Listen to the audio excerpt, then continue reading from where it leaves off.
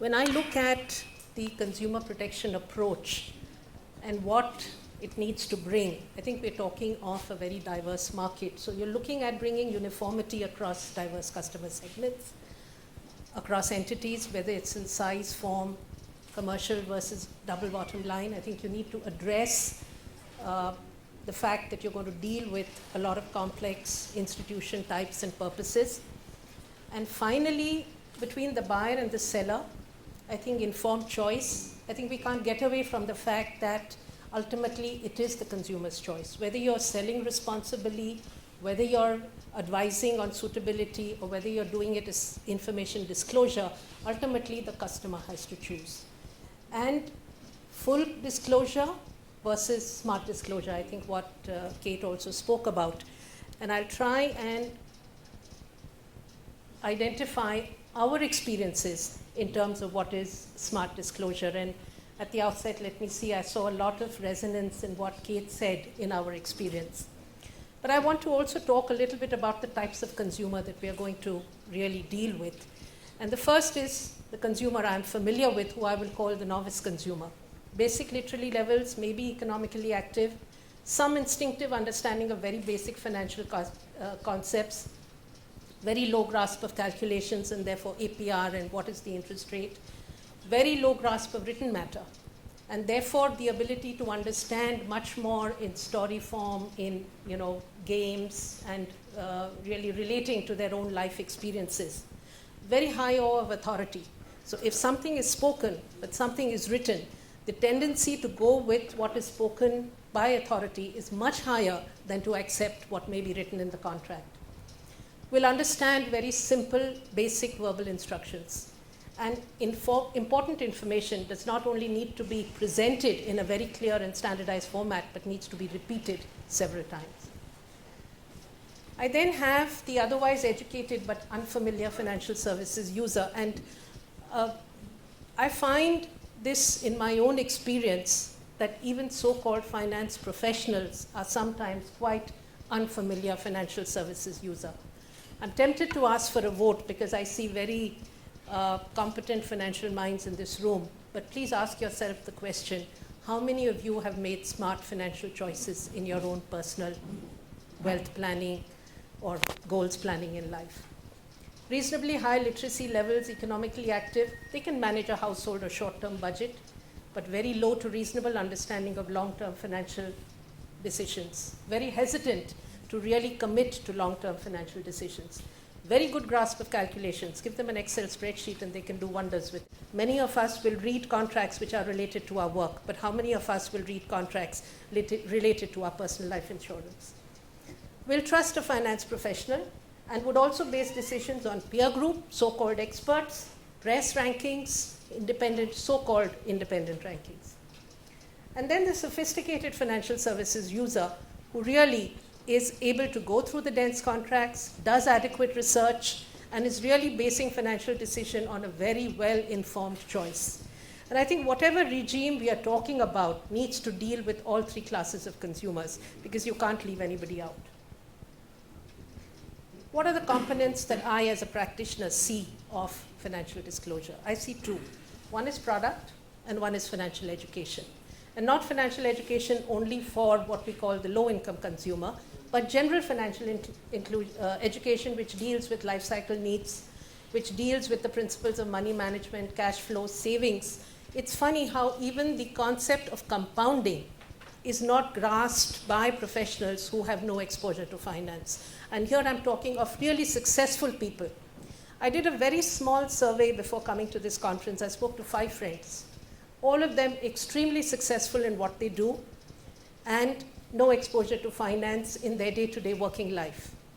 Not one of them could give me a good answer as to what life insurance policy they had. Some answers were like, it's in the cupboard, I need to look at it. I think it's a Viva or Bajaj Alliance, I'm not sure. I think I'm covered for 50 lakhs. And the wife says, no, I think you're covered for 25 lakhs. But I think you should be covered for 1 crore. These were the type of answers I get from somebody who's extremely educated, extremely successful, manages large amounts of money in their professional life, but when it comes to their personal life is ignorant of what even they have in that cupboard. The other is product disclosure. And I'm not going to go into the details, but we know what we're talking about in terms of what product disclosure should have. And then I started to think about the 5 people I spoke to. Do they constitute the majority? Or do the finance professionals who are able to take decisions based on a whole lot of dense data, do they constitute the majority? And this is not based on research. This is very intuitive thinking, but maybe research can look at it and see. I think the people who really take informed and well-researched financial decisions may be just under 2% of the market. The bulk of us, whether we are educated, whether we are an MFI client, I think fall within the large majority that the consumer protection needs to really look at, because the 2% I think can take care of themselves. And in this I looked at the features of product complexity versus the sophistication of the customer. And I think there needs to be an element of financial education, standardized disclosure, which is based on the product, and detailed product disclosure if we are going to have disclosure working as a form of consumer protection. I think there are certain categories of products which are very simple. Yes, you do need to explain it to the consumer, but I don't think you can vary the terms of those products very well. And here I would like to thank a conversation I had with Renuka, who helped me come up with something like this. So a savings account, for example. You can have a savings account, it has a rate of interest. It has a checkbook, it has an ATM card, it has a debit card or no credit card. And I think the features are fairly simple. How much protection do you need for somebody just opening a savings account? How much protection do you need for somebody buying a much more complex product? For example, the product Nachiket spoke about, and we could say, make it even more complex by having a teaser home loan and spread over 30 years. So I think we also need to divide products into categories and then come up with saying how much disclosure or what smart disclosure you need for the type of product. And maybe at the top, which are really complex, individualized products, I think needs to be sold with much more disclosure, maybe even fine print disclosure, but knowing that they will be used by experts. Now, I know there will be a lot of arguments about the fact that there are people who are making expert choices, but we do that, for example, when we talk about the mutual fund industry. The hedge fund industry for a long time was not regulated because we thought that people were making smart choices. But that's more from a systemic risk rather than from a product choice risk or the risk of the person who's investing in the product. I won't go into a lot of detail, but I think all of us in this room are extremely aware of the fact that the importance of customer behavior and consumer behavior and how it impacts choices. And what we have found in dealing with our MFI clients is that it is the context, how the product is presented, and what is the need at that point in time, which will also affect or impact the consumer choice.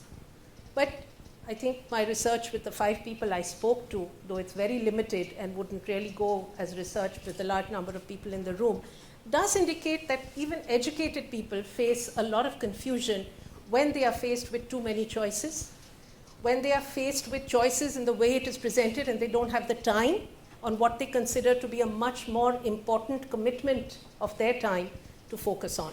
And we all tend to think that the professional time we have to spend, because we are paid for it, requires much deeper understanding, much more time to be spent than what we need to spend on our personal financial choices.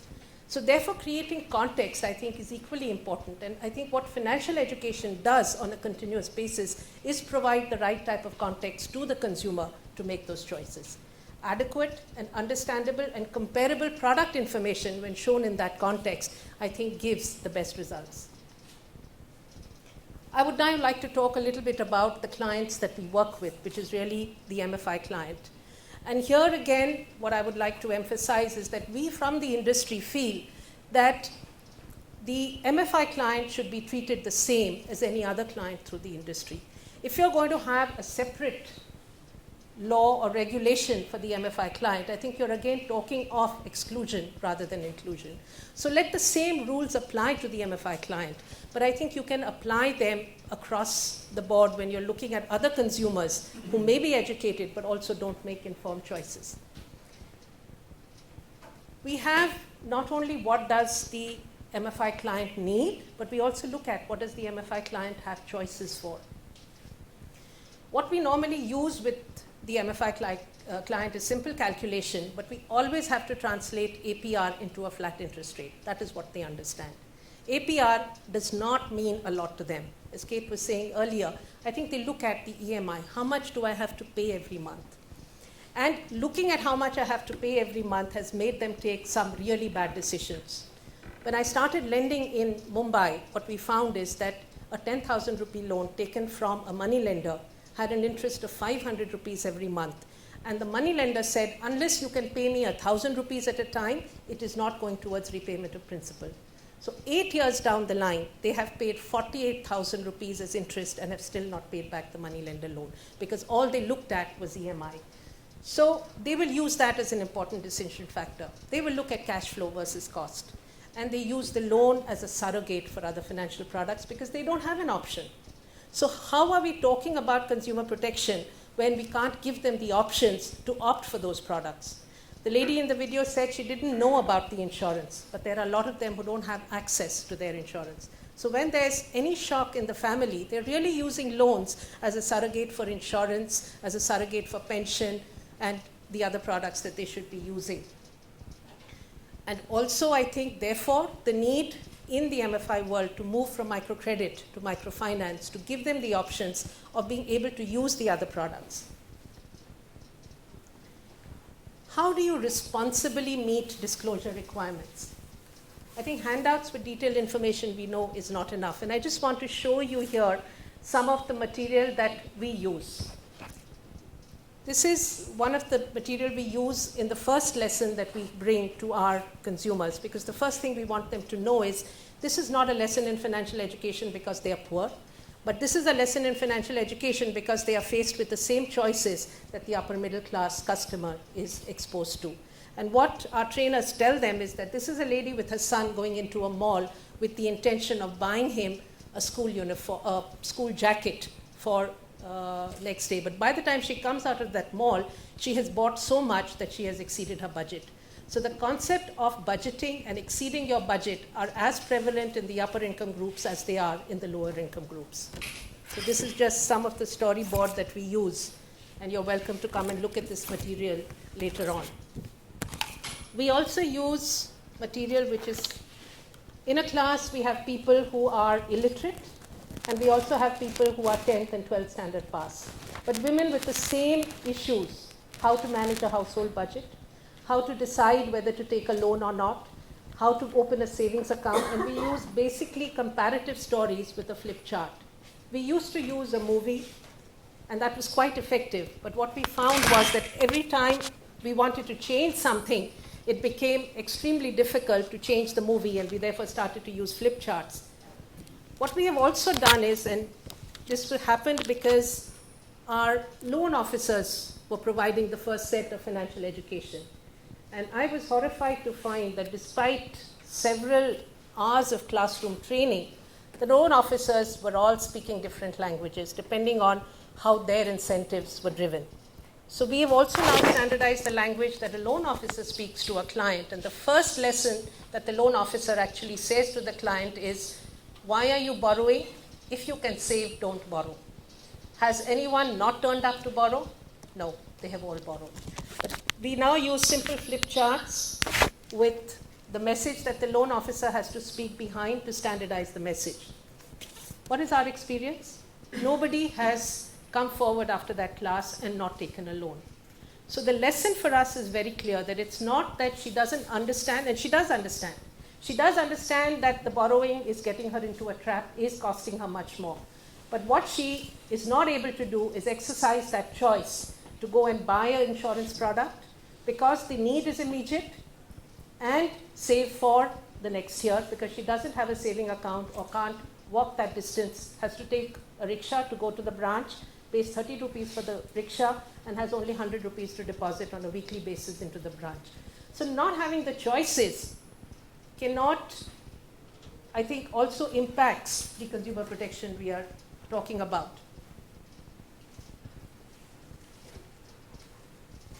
This is just about making smart disclosures.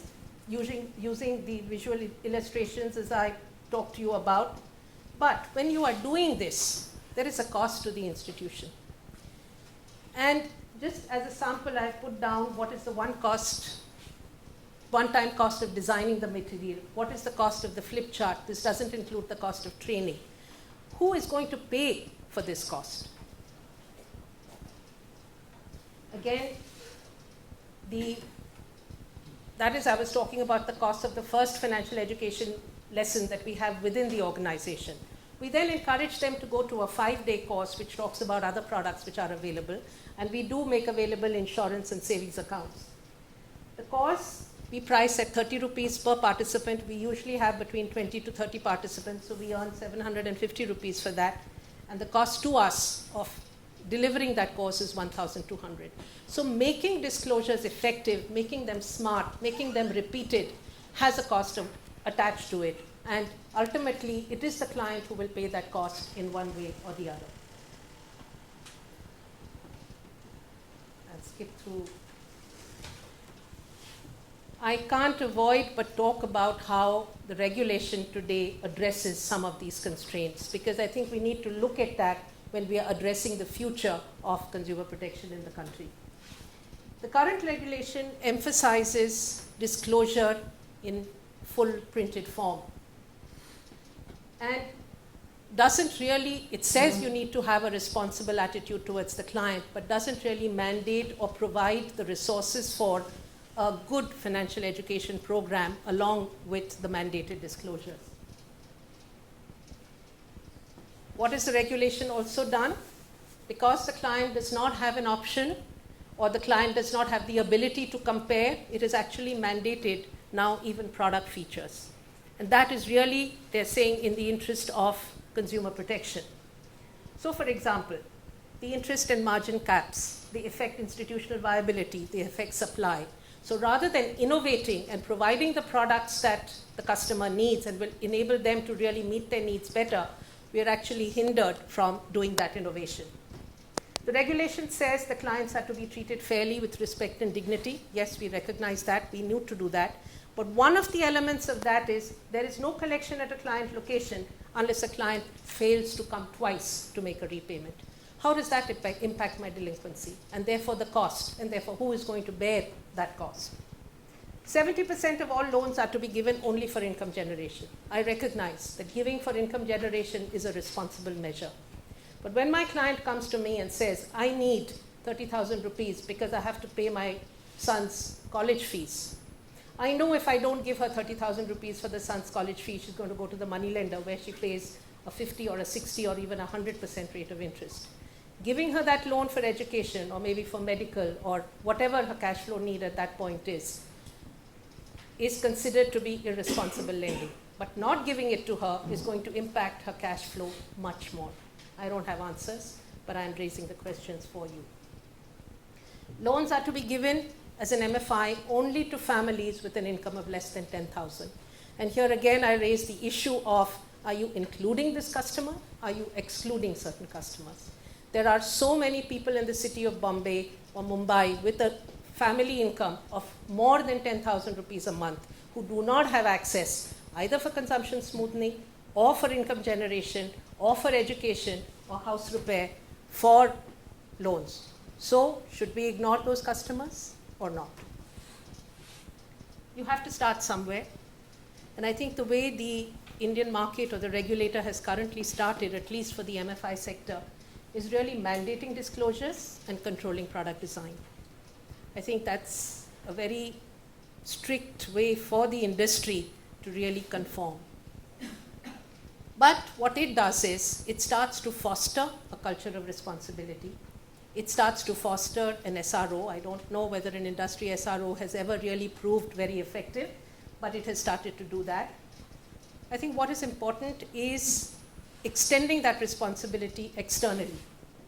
And finally, I think consumers need recourse. And as my time is running out, I will go on quickly. I think we need to start from now, but build to last. And if you're building to last, I'll leave that. A lot of it is what Kate had said in her presentation. But we need to treat consumers across the board the same. not have special sort of regulations for different class of consumers and products. And I think that's where a lot of thought needs to go into it. And lastly, I couldn't avoid but putting up for you to consider something that I came across when I was reading about consumer protection. And a lot of people complained that putting in consumer protection and heavy disclosure measures and costs will actually reduce innovation. But I think, and this was said by Elizabeth Warren when talking about the CPA, but I think smart choices, making disclosures smart, is going to be a way to effectively make the consumer empowered to make those choices. And finally, I think the responsibility, you cannot take the responsibility of consumer choice away from the consumer. We have to generate a culture of behaving responsibly, but we cannot choose for the consumer. Thank you.